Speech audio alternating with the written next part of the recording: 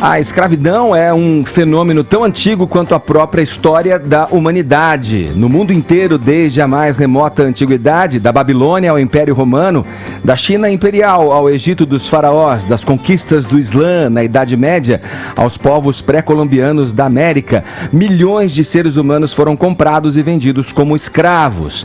Provinham de todas as regiões, raças e linhagens étnicas, incluindo eslavos de olhos azuis das regiões do Mar Báltico. O que eu acabo de ler para vocês, caros ouvintes e espectadores aqui do Morning Show, é um trecho que está na introdução, de Escravidão, volume 1, do primeiro leilão de cativos em Portugal até a morte de Zumbi dos Palmares, livro do autor da elogiada trilogia 1808, 1822 e 1889. Laurentino Gomes, seja bem-vindo aqui ao nosso Morning Show, muito bom te receber aqui. Bom dia, eu que agradeço. Vamos lá, como você destaca nesse trecho aqui que eu acabei de ler para fazer a introdução do nosso papo aqui, desde sempre o homem se utiliza desse meio, o homem escraviza, né? Por que você acha que o mais dramático e volumoso capítulo da exploração humana em todos os tempos foi o tráfico negreiro pro Novo Mundo? Já que aqui na introdução eu até citei como destaque do teu texto das mais variadas raças e linhagens, tal, inclusive os eslavos de olhos azuis. Isso é muito interessante, né? Porque a escravidão parece fazer parte do código genético do ser humano, né? Onde houve civilização humana, história humana, houve escravidão. A própria palavra escravo em português, ou slave em inglês, eslavos em latim, vem de eslavo, como você citou, povo branco de olhos azuis que era escravizado aos milhões no leste da Europa desde a época do Império Romano. Agora, o que diferencia a escravidão africana no Atlântico, para as Américas, para o Brasil? Primeiro, a sua escala industrial. São 12,5 milhões de seres humanos que são embarcados em cerca de 35 mil viagens de navios negreiros ao longo de quase 4 séculos, para trabalhar em atividades que se assemelhariam às fábricas da Revolução Industrial da Inglaterra no século XVIII. Você lê um engenho de açúcar no Nordeste, a divisão do trabalho, os turnos, aqueles fogaréus processando o açúcar noite adentro, era uma coisa pré-industrial. A segunda característica é a associação entre escravidão e cor da pele negra. O nascimento do racismo. Isso não havia antes. Escravidão não era sinônimo de cor da pele. Com a escravidão, sim. Então nasce uma ideologia racista no século XVI, XVII, XVIII, que procura dizer que os africanos eram selvagens, bárbaros, pagãos, praticantes de religiões demoníacas e que, portanto, o melhor negócio que poderia acontecer com o africano era ser embarcado no navio negreiro, vir como escravo para o Brasil e se incorporar à supostamente avançada civilização europeia que se instalava no trópico. É interessante que essa ideia racista, ela permanece entre nós ainda hoje, né? De que o afrodescendente é inferior, que ele merece ser explorado no seu trabalho, que ele não merece as mesmas oportunidades. Então é uma coisa que é muito profunda na maneira nossa de pensar e de agir. Laurentino, existe esse mito, trazendo a coisa especificamente para o Brasil, da escravidão aqui mais doce, mais patriarcal, que é muito compartilhada pelo Gilberto Freire, menos dura, e que levou, inclusive, ao conceito de democracia racial brasileira, que as pessoas se perguntam, como é que o Brasil pode ser ainda considerado essencialmente racista se é o país mais miscigenado do mundo? Você concorda com esse mito dessa democracia miscigenada que a gente tem e dessa escravidão mais doce, segundo o pressuposto do Gilberto Freire? Não, isso eu diria que é um projeto de auto-engano, né? O Brasil foi o maior território escravista da América, do hemisfério ocidental, recebeu cerca de 5 milhões de escravizados africanos. Foi o que mais tempo demorou a acabar com o tráfico negreiro, com a Lei Eusébio de Queiroz de 1850, e depois o último a acabar com a escravidão na América, com a Lei Áurea de 1888. A escravidão no Brasil foi tão violenta quanto em qualquer outro lugar. O meio de manter a escravidão é o chicote. Então você observa em documentos, depoimentos da época que os escravos às vezes eram condenados a 200, 300, 400 chibatadas e havia até manuais de missionários jesuítas recomendando que nunca ultrapassasse o limite de 40 chibatadas por dia para não inutilizar o escravo para o trabalho. Então, se ele fosse condenado a 400 chibatadas, isso fosse dividido ao longo de 10 dias. Havia manuais explicando isso. E aí nós fomos desenvolvendo alguns mitos a nosso próprio respeito, né? De que a nossa escravidão teria sido branda, benévola, patriarcal, boazinha, que nós nos misturamos todos muito rapidamente, então teria dado lugar a uma sociedade mestiçada, a mestiçagem celebrada. Ela é real, a mestiçagem. A mistura de raças é mas concreta. isso não significa que a violência não tenha sido enorme. Não, mas porque após a escravidão, após a escravidão, especialmente, ou seja, de que nós seríamos uma democracia racial. Aí você entra numa rede social, você olha nos jogos de futebol, os nossos jogadores negros são abusados pelo fato de serem negros, no calor de uma partida. Mas eu diria que a violência... Na Itália agora, só para falar, o Balotelli chutou a bola para a torcida sair de campo, foi contido pelos companheiros. Né? Você vê que um caso emblemático. É um caso mundial, né? Mas eu diria que o nosso racismo, ele não está nem nessas demonstrações explícitas que a lei pune, né, como um crime inafiançável. O principal racismo é esse racismo silencioso. Estrutural. Estrutural, omisso da maioria da população, que nega oportunidade aos africanos, os seus descendentes, os ex-escravos, a população negra brasileira, de se realizar na sua potencialidade como seres humanos. Nós temos um abismo de oportunidades entre brancos e negros no Brasil. Eu acho que essa é a forma principal de racismo, mesmo que você não agrida uma pessoa afrodescendente. As chicotadas, você a segrega. Né? Exatamente, Laurentino, você a segrega, né? A sua motivação para escrever o livro, refletir sobre o racismo hoje, estava aqui pensando, outro dia eu estava falando com uma amiga minha que é negra, por acaso, e ela estava falando que até a genealogia dos negros brasileiros foi negada, porque essa parte da história foi apagada. Então talvez alguns aqui sejam descendentes de realeza africana, por exemplo. Tem uma história familiar incrível que foi apagada com a escravidão. Queria saber se o seu livro é uma tentativa de resgatar essa história para muitos dos negros do Brasil e se ele é de fato uma tentativa de fazer a gente refletir sobre a sociedade racista que a gente vive. Sim, eu acho que sim, né? Os grandes abolicionistas do século XIX, Luiz Gama, José do Patrocínio, Joaquim Nabuco, André Rebouças, eles defendiam duas abolições, né? A primeira era parar de comprar e vender gente, como o Brasil fazia desde o século XVI, e isso de fato aconteceu com a Lei Áurea. A segunda abolição era incorporar os ex-escravos e descendentes na sociedade brasileira, dando terra, trabalho, oportunidades, educação. Isso o Brasil nunca fez. O Brasil abandonou a sua população afrodescendente à própria sorte. E o preço nós pagamos hoje, né? Nós somos um dos países mais segregados do mundo. Aliás, a segregação brasileira está na paisagem, está na geografia. Você olha, vai ao Rio de Janeiro e observa quem mora nos bairros violentos, abandonados pelo Estado, dominados pelo crime organizado, e quem mora nos bairros de boa condição de vida, Ipanema, Leblon, Copacabana e Barra da Tijuca. São dois Brasis. Um Brasil segregado sem que tenha sido necessário leis de segregação racial como nos Estados Unidos até os anos 60.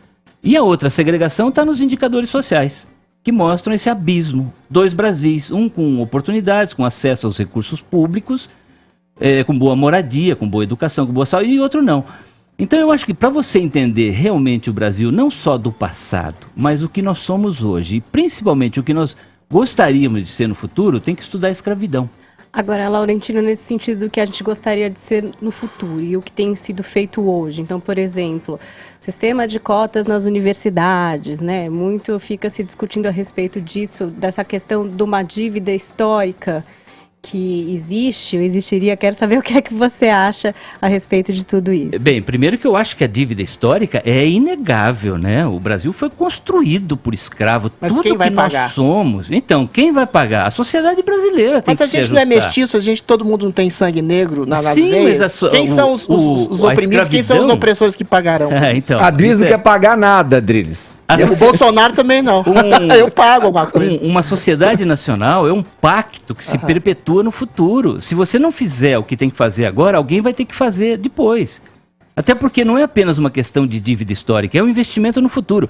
Se você considerar que a riqueza das nações no século XXI, nessa época da informação, da tecnologia, não está mais apenas nos seus recursos naturais, mas no seu capital humano, são as pessoas que contam. Nós nunca vamos ser um país decente enquanto a imensa maioria da população brasileira não tiver acesso à educação, à saúde, a oportunidades, a bons empregos. Ou seja, nós nunca seremos um país que vai permitir que a maioria da sua população realize na plenitude as suas vocações e os seus talentos. Isso na era da informação é um desastre. Então eu diria que assim, a questão não é nem pagar uma dívida passada, é resolver um desafio estratégico que o Brasil tem para o futuro. E que se a gente não resolver, o Brasil não vai acontecer. A questão das cotas, eu sou a favor, até pelo seu caráter simbólico. O Brasil que empurrou com a barriga o legado da escravidão, num ambiente de democracia, pela primeira vez, topa o desafio de enfrentar essa questão. Então, claro que regime de cotas é polêmico aqui nos Estados Unidos, em qualquer lugar. Ele é polêmico. Não seria mais fácil implementar uma cota social para além do elemento étnico, fenotípico, que implica em confusões? Por exemplo, eu conheço o caso de uma menina na UFMG que entrou com um sistema de cotas porque o avô dela era negro e ela era tão branca quanto eu. Sim, mas eu acho que esse também... Existem distorções e isso incide num certo racismo.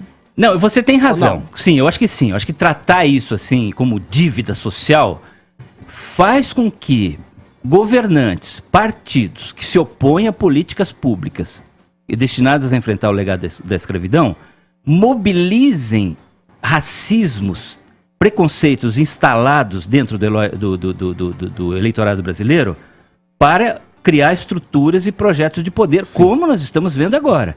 Mobiliza sim. Agora, é uma dívida que existe, não adianta negá-la. E não adianta dizer também que é apenas uma questão social, que o Brasil tem preconceito contra pobre. Pobre no Brasil é sinônimo de negro. As estatísticas mostram isso. Mas a pergunta... Peraí, deixa eu rodar, Delis. Fala, Vini. Nessa lista de responsabilidades, como é que a igreja entra nessa história, né? Porque aí eu gostaria que você fizesse esse trabalho também de reconstrução, de como que a igreja é sempre tratada como amor ao próximo, como a misericórdia, como é que ela se envolve com a escravidão lá no passado e como que ela poderia ser cobrada hoje também. Sim, então, a escravidão é um tema espinhoso, ele é tenso, né? Ele é tenso, ele é difícil de enfrentar porque ele envolve um legado, ele envolve um passivo, ele é hoje um tema politicamente sensível. Ainda hoje, a escravidão não é assunto de museu, de livro de história apenas, é uma realidade no Brasil do século XXI. E aí é interessante observar essas tentativas de reparação. Por exemplo, a igreja nunca se pronunciou de forma decisiva contra a escravidão até as vésperas da Lei Áurea de 1888.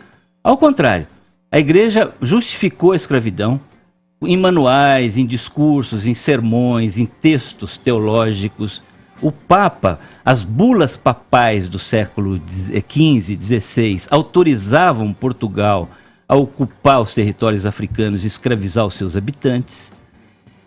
O Colégio dos Jesuítas, em Angola, recebia escravos como dízimo pago pelos seus fiéis e exportava esses escravos para o Colégio dos Jesuítas de Olinda e Salvador, e aí eles eram revendidos para os senhores de engenho do Recôncavo Baiano, da Zona da Mata de Pernambuco.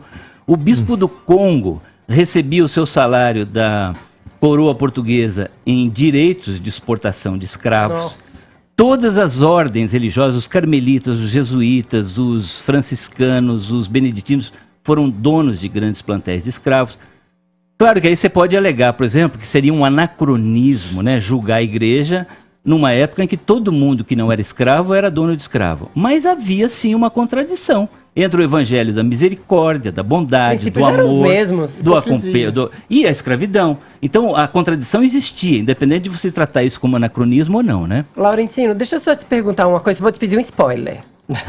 Eu sei que seu livro não chegou lá ainda, porque você vai ter um novo volume do livro, inclusive, tô lendo seu livro, mas eu queria te perguntar sobre o papel da princesa Isabel na escravidão, que tem sido tão controverso.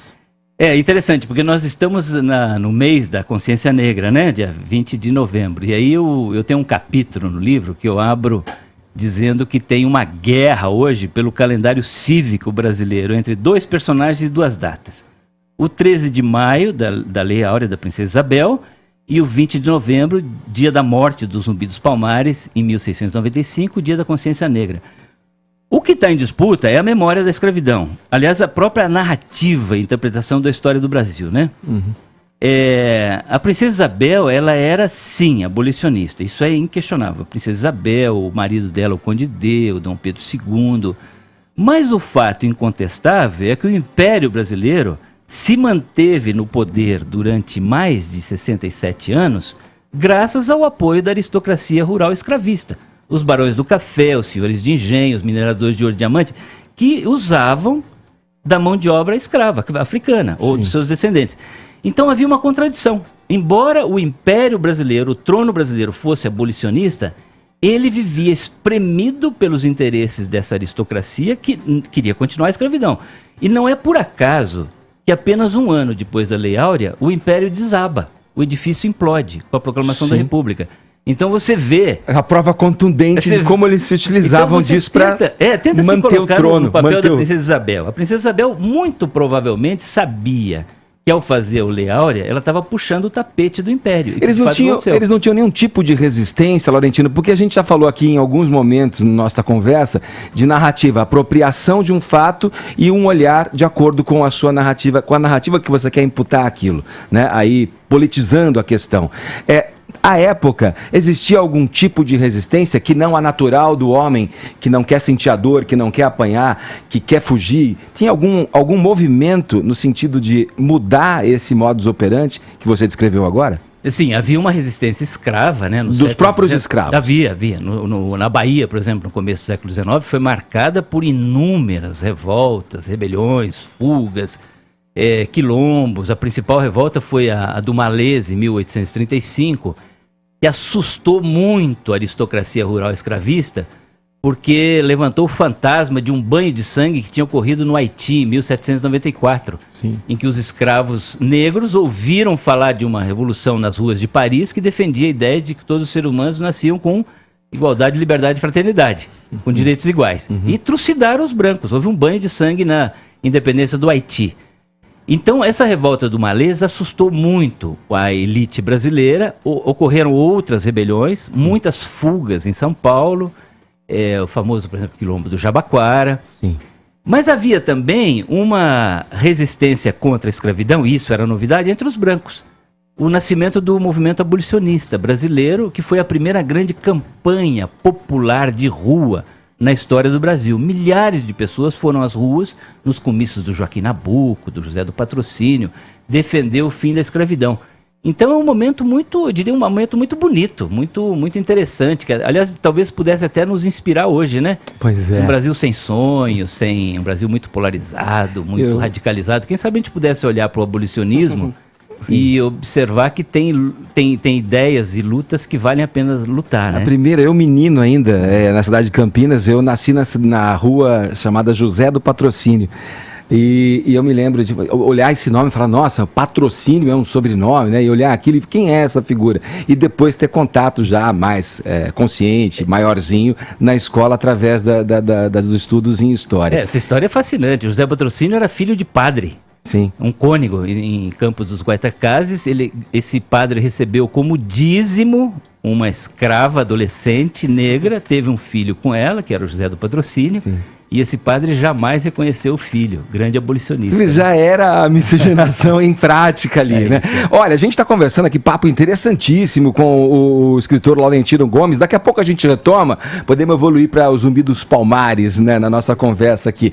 Estamos voltando com o Morning Show aqui na Jovem Pan, nesta quarta-feira, com o jornalista e escritor Laurentino Gomes, conversando com a gente sobre o livro Escravidão, volume 1, do primeiro leilão de cativos em Portugal até a morte de Zumbi dos Palmares. Laurentino, vamos lá, vamos falar de Zumbi dos Palmares. É justo chamá-lo de um personagem contundente, um personagem, como eu diria, duvidoso. As pessoas colocam dúvidas a respeito da figura de Zumbi dos Palmares, dizendo que ele também escravizou, que ele promoveu rebeliões ali, também se utilizou dos próprios escravos para construir ali o seu quilombo. Conta pra gente, posso chamá-lo de um personagem controverso ou não? Sim, ele é. Agora, o Zumbi dos Palmares é, sem dúvida alguma, um herói, um personagem ícone da luta negra no Brasil, e ele tem que ser respeitado nessa condição. Agora, quando você vai à documentação histórica, você encontra pouca coisa a respeito de Zumbi. Não se sabe exatamente quando ele nasceu, quem era o pai, quem era a mãe, se teve filho, se não teve. Aliás, há dúvidas, inclusive, se existiu um homem, um personagem chamado Zumbi, que morreu no dia 20 de novembro de 1695. Poderia ser até uma nomenclatura militar, um chefe militar. Teria existido vários zumbis em Palmares ao longo de mais de 100 anos. O último deles morreu em 1695.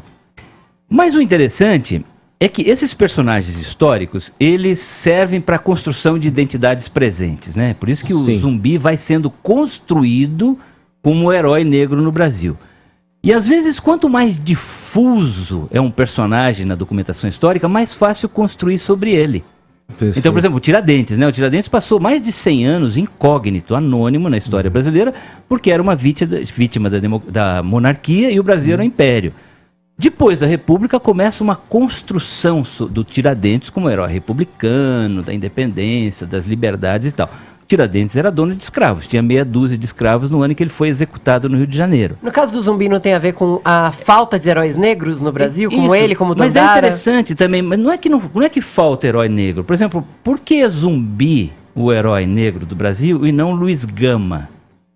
E aí é muito interessante, porque tem pouca informação a respeito do Zumbi. Toda a informação que nós temos a respeito de Palmares são das expedições militares enviadas contra o Quilombo. Não há história, não há registro a partir dos quilombolas. Portanto, é uma história branca de Palmares que a gente conhece. E o Luiz Gama, a gente tem biografia, tem discurso, tem texto, tem os processos. Ele libertou mais de 1000 escravos e tal.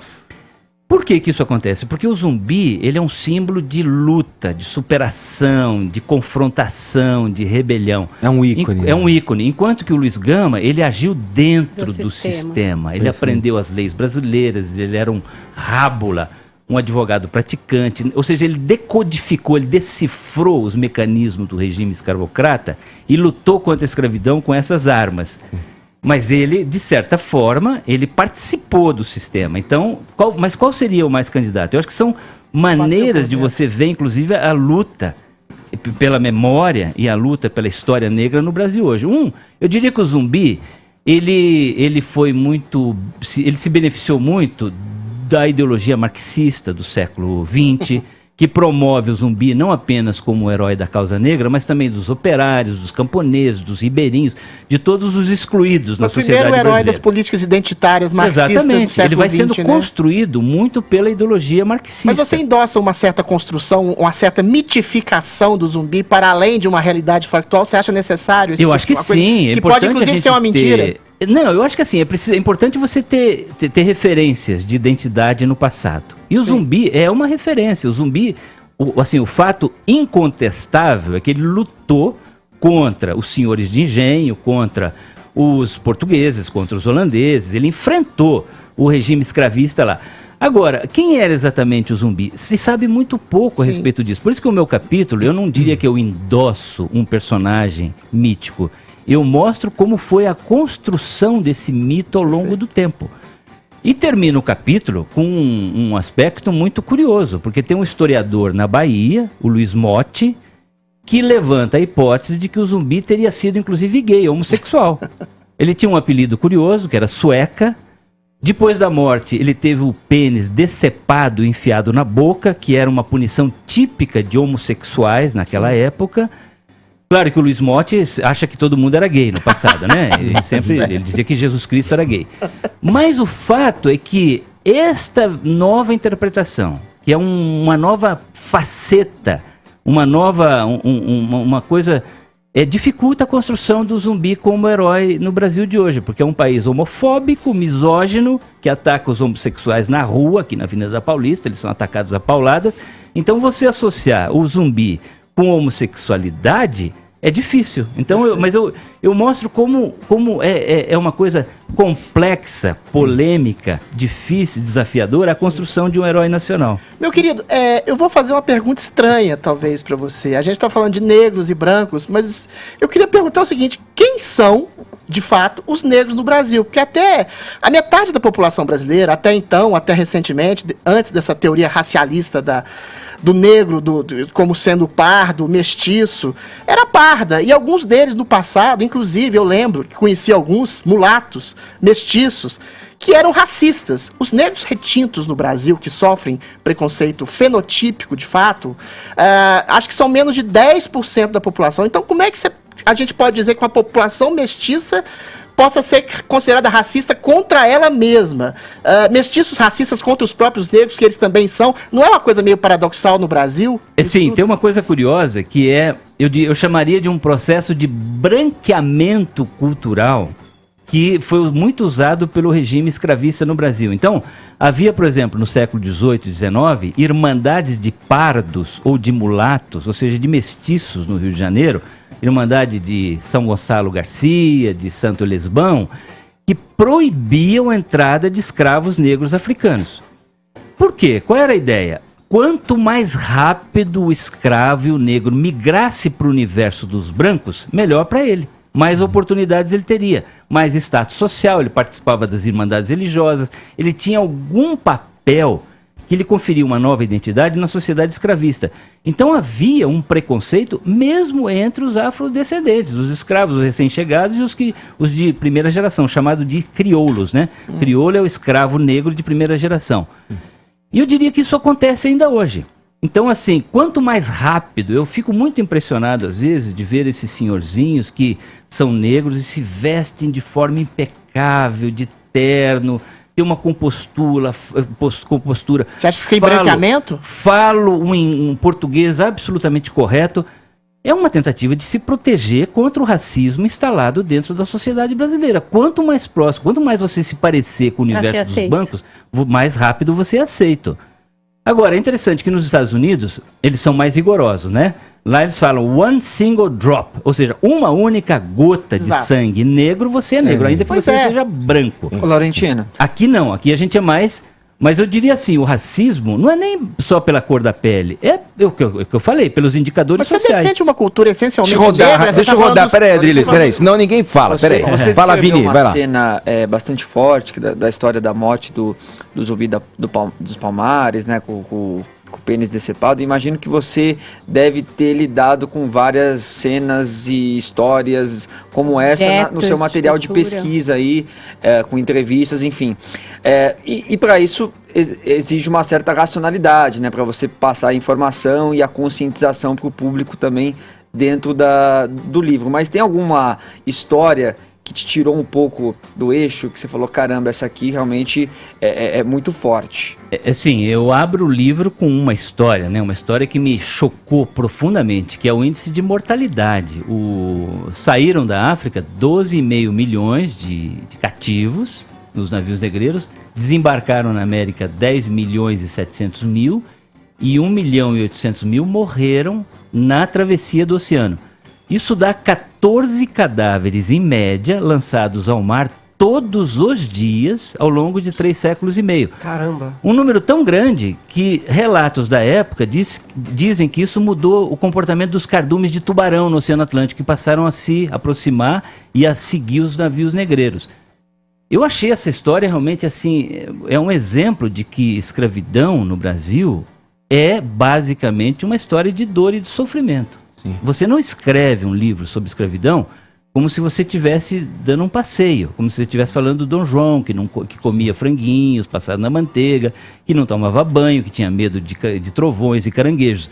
Essa é uma história de dor e sofrimento. Eu acho que se você não se aproximar dessa história de dor e sofrimento com o respeito que ela merece, você nunca vai entender o legado da escravidão no Brasil hoje. Então vou aproveitar que você falou sobre isso para te fazer uma pergunta um pouco polêmica. As pessoas costumam no Brasil se equivocar quanto ao conceito de lugar de fala, como se quem não faz parte de determinado grupo não pudesse falar também, quando na verdade é mais um lugar de escuta, de deixar quem experienciou isso falar pela sua experiência. Você é um homem branco, um historiador claramente muito reconhecido pelo seu trabalho, sou fã.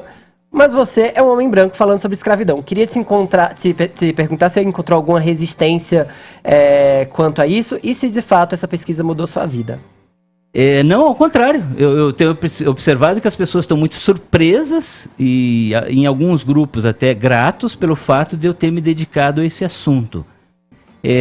Primeiro, eu respeito essa questão do lugar de fala, até porque hoje quem reivindica lugar de fala nunca foi autorizado a falar no passado. Ao contrário, se falasse, podia ser atado a um pelourinho e levar 100, 200 chibatadas. São essas pessoas e os seus descendentes que estão reivindicando hoje lugar de fala. Mas eu acho também que escravidão e legado da escravidão é ou deveria ser assunto de todos nós brasileiros, independente da cor da pele. É uma questão de responsabilidade social nossa. Aliás, você dizer que escravidão e legado da escravidão é assunto só de negros é uma atitude de omissão. Eles que se virem, esse não é assunto meu, não é problema meu, eles que se lixem. A gente está ouvindo, inclusive, discursos do presidente falando isso, né? Os portugueses não entravam na África, eram os próprios africanos que escravizavam os africanos, ou seja, eu não tenho nada a ver com isso. Ao contrário, todos nós brasileiros deveríamos nos debruçar sobre esse assunto. E é interessante porque me fizeram essa pergunta na Feira do Livro de Porto Alegre, lá domingo passado, e aí um senhor negro me deu um argumento sobre o qual eu nunca tinha pensado. Ele falou assim: Laurentino, quem tem que falar sobre racismo no Brasil são os brancos. Porque nós, negros, vivemos isso na pele durante séculos e nunca ninguém quis nos ouvir a respeito disso. Esse assunto é assunto nosso desde o século XVI. Então, que bom, quem tem que falar, quem tem que prestar atenção ao racismo e ao legado da escravidão são os brancos. Então, que bom que você está falando sobre isso. Fala, quase Paulinha. como a Angela Davis fala, né? Não é preciso ser contra o racismo, é preciso ser antirracista, ser um aliado nessa luta. Eu ia falar assim um pouco a respeito também dos comentários que têm vindo aqui. Por exemplo, vamos trazer um negro de direita para também falar sobre isso. Existe como interpretar de alguma outra forma o que aconteceu durante o período de escravidão ou o resultado disso na sociedade? É uma questão de interpretação ou as coisas estão aí do jeito que foram e do jeito que são e a gente não deveria tentar manipular? Então, mas eu acho que hoje nós vivemos num período de desinformação, de manipulação da história com propósitos políticos. Existem grupos poderosos, não só no Brasil, mas também fora, que usam as redes sociais, usam os mais diversos meios para produzir justamente essa percepção que não era bem isso que você imaginava. Ao contrário, tem gente dizendo que não houve escravidão no Brasil, que a escravidão foi boazinha, que os próprios negros são responsáveis, que os próprios escravos são responsáveis pela própria escravidão. Qual é o propósito? Enfrentar projetos que contenham políticas públicas destinadas a resolver o problema do legado da escravidão. Claro. Então parece uma discussão maluca, uma discussão de doidos, mas não é. Por trás existe um projeto político rolo compressor. Mas, Laurentino, que está em andamento. Deixa eu aproveitar te fazer uma indagação, Laurentino. A gente falando sobre as atrocidades da escravidão, né? No começo do nosso papo você mencionou as regras, inclusive que religiosos tinham de como proceder para castigar, para chicotear, né, um escravo, e em outro determinado ponto da nossa conversa você falou que a gente persiste de alguma maneira nessa segregação hoje. Talvez sem essa agressão escancarada, mas os dados, os números, a pobreza, tudo evidencia, né? A falta de inclusão, tudo evidencia que a população negra é a população que mais sofre no nosso país. Na tua visão, é uma pergunta diretamente ao que você sente, ela não é provavelmente dentro do conteúdo do teu livro, mas é concernente ao assunto. Eu queria ouvir a tua opinião, por que a gente, apesar de tudo isso, e apesar de todas essas atrocidades em que a gente continua agindo dessa forma? Primeiro que essa ideologia racista está dentro da nossa medula óssea. A ideia de que existe um grupo de brasileiros superior ao outro, mais civilizado que o outro, que merece mais consideração, que merece mais oportunidades, e que o restante dos brasileiros são inferiores, que merecem ser explorados no seu trabalho, na sua dignidade, não merece ter a mesma moradia, não merece ter educação, não merece ter segurança pública. Nós criamos, de fato, como legado da escravidão, uma sociedade de castas no Brasil. E nós não... Agora, isso não é apenas uma curiosidade histórica, isso envolve distribuição de benefícios, de recursos, de privilégios, de empregos, quem manda em quem tem acesso aos recursos do Estado. Então não é apenas uma opinião racista, eu não gosto de pele negra, eu não blá blá blá e tal. É quem tem direito a quê nesse Brasil de hoje? Quem tem acesso a recursos, quem tem acesso à riqueza, quem tem acesso a serviços públicos. Então o racismo, no fundo, quando a gente fala de racismo como ideologia, é apenas uma capa teórica, filosófica, para uma estruturação de poder e de riqueza no Brasil. Laurentino, para fechar, você não acha, por outro lado, que existe um certo exagero concernente àquilo que a gente falou sobre as políticas identitárias, que percebem preconceito, onde às vezes ele possa não haver, como expressões, por exemplo, como a coisa tá preta, humor negro, denegrir. Isso cria uma certa antipatia a esses movimentos identitários e cria exatamente uma animosidade entre negros e brancos e pardos, etc. Ou você acha que esse é um exagero necessário para que a gente possa chegar a um termo comum? Você acha que esse exagero, esse radicalismo é exatamente para a gente chegar a uma conciliação? Eu acho que sim. Eu concordo com a sua parte final da pergunta. Eu acho que o Brasil está vivendo um ambiente, uma experiência nova, né? Que são mais de 30 anos de democracia. Uma democracia tumultuada, cheia de sustos, como a gente tem visto. Mas é a primeira vez que esse assunto tem vindo à tona. Inclusive até na discussão semântica. Como é que a gente fala hoje? É escravo ou escravizado? Tem uma discussão linguística. Mas isso é muito bom. Inclusive, as pessoas às vezes se assustam com uma certa radicalização de uma parte dos negros que começam a se sentir ofendidos, a reivindicar lugar de fala e dizem que os brancos estão tentando tirar-lhes o protagonismo quando falam de escravidão e de preconceito racial. Mas eu acho isso muito bom, porque no passado essas pessoas não puderam falar. Então criou-se um mito de que o negro brasileiro era manso, era bonzinho, ele não se pronunciava, ele era um sujeito cordato, cordial. Por quê? Porque a gente vivia num regime autoritário. O Brasil é um país de construção autoritária em que as pessoas não podiam se expressar. Então, assim, coloque isso no seu lugar. Essa é uma expressão muito típica da escravidão no Brasil. Nesse ambiente de democracia, as coisas estão se radicalizando. Nós estamos conversando, estamos discutindo aqui numa manhã, né, num programa de grande audiência do rádio no Brasil, o racismo. Isso é muito bom. Laurentino, isso que, aproveitando já para a gente fazer a deixa, estamos com o tempo espremido aqui, mas eu acho que cabe. Quando se fala em meritocracia, por tudo que você falou aqui, não faz sentido, é muito cristalino fazer a leitura pelo que você fala, que a meritocracia não faz sentido enquanto não houver uma condição igualitária para que todos possam, aí sim, concorrer a algo em condições iguais, não é? Claro, você chega na universidade e fala, tem que ser meritocracia, mas claro, você teve boa moradia, você teve boa alimentação, você teve boa saúde, você teve boa educação, aí chega na hora de disputar, todo mundo tem que ter chances iguais, mas e o outro que não teve oportunidade nenhuma? Como é que você vai reivindicar a meritocracia num ambiente desse? Então, é preciso que haja uma redistribuição drástica de riqueza, de oportunidades no Brasil, de oportunidades, sim, claro, o que inclui a educação básica, inclui todos os serviços públicos que deveriam ter de acesso a todos os brasileiros, independente da cor da pele. Sim, olha, eu queria agradecer muito aqui a presença do Laurentino Gomes com a gente aqui, ele que é autor do livro Escravidão, volume 1, do primeiro leilão de cativos em Portugal até a morte de Zumbi dos Palmares. Algum evento literário aí que a gente deva saber, que você vai estar participando? Eu estou ainda numa tour de lançamento aí, fui até agora 26 cidades em 12 estados e vou até o final do ano. Mas agora eu vou dar uma trégua, porque a semana que vem eu vou para Berlim conhecer a minha primeira netinha, Olivia, que acabou de nascer. Parabéns! Então é hora de olhar a Olivia agora por um tempo. Laurentino, obrigado, viu? Obrigado pela aula aqui pra gente. Um prazer conversar com você. Obrigado.